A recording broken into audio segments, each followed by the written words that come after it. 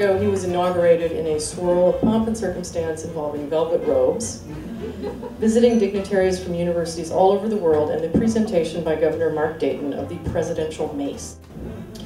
And I think that's a fitting place to start tonight. I don't know about you guys, but I, for one, have been wondering in the last 10 days, what is the presidential mace? Is it a weapon, a spice? Can you help us out here? What is really important to know is it weighs about 35 pounds, and you need to know that before somebody hands it to you, because you really don't want to drop it. You talked about picking up the pace. Mm-hmm. So just how slow is it over there?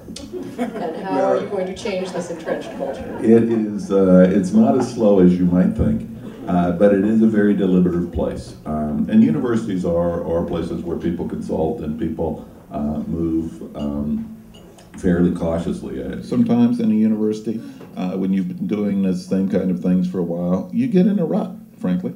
And sometimes a little challenge about that is good for you. How do you take that call and use it to inspire someone who maybe doesn't want to consider the fact that they might be boring?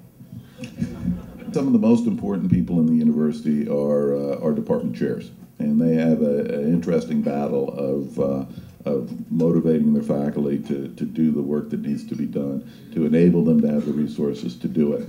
And when I was a department chair, I had a faculty of about 20, and I had a couple of people who needed to reinvent themselves. And I would have appreciated the president of that university making that kind of statement. MinnSCU officials talk about their system's role in fulfilling state workforce needs, and do you concede the workforce issue to them?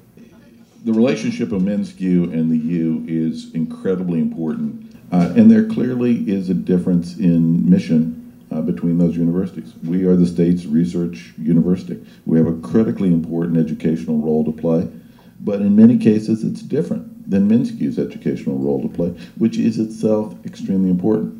Obviously, we overlap in some areas of undergraduate education, and we need to sort those out so that we're not oversupplying those kind of educational programs to the people of the state of Minnesota. So the question is, what is the leading contribution to science now at the U, and what would Dr. Kaler like it to be in 10 years? I think it's incredibly clear that this is a century that will be dominated by biology and by biological advances. You have had tremendous inroads on diabetes using stem cells? That's right.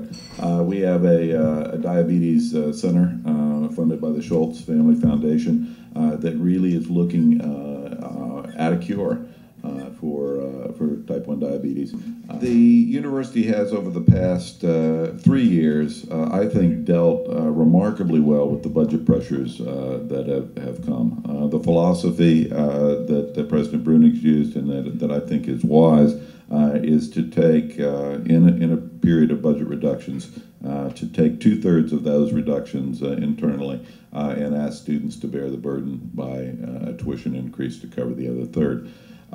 It moves tuition up. Nobody likes to raise tuition, but I don't want to have a not very good university either. And so if the state steps back, somebody has to help us. And my pledge is that we're going to become more efficient, we're going to become more effective, and I think we're going to become more worthy of public investment going forward.